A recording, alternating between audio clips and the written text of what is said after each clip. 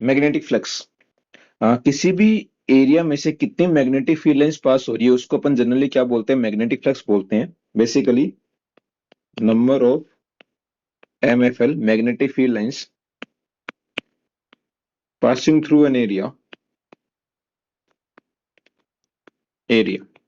is known as magnetic flux.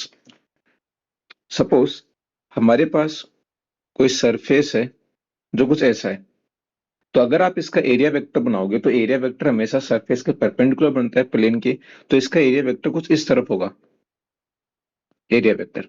हम मान लेते हैं कि मैग्नेटिक फील्ड है एक्स की तरफ,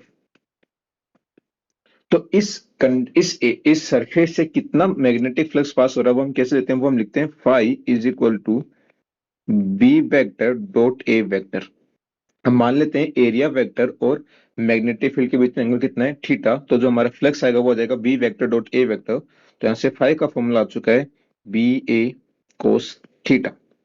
हमें ध्यान क्या रखना है, वो ये है फाई की जो ऐसा यूनिट होती है मैग्नेटिक फ्लक्स की, ऐसा यूनिट वो तो होती है हमारी वेबर, जो इसकी सीजीएस यूनिट होती है वो होती है मैक्सवेल। बहुत इजी है। मैग्नेटिक फ्लक्स का मतलब होता है किसी एरिया में से कितनी मैग्नेटिक फील्ड लाइंस पास हो रही है उसको हम क्या बोलते हैं, मैग्नेटिक फ्लक्स बोलते हैं। अगर एरिया वेक्टर और मैग्नेटिक फील्ड के बीच में कुछ एंगल आ रहा है तो जो हमारा फ्लक्स होगा वो हम ऐसे निकालेंगे phi is equal to B vector dot A vector.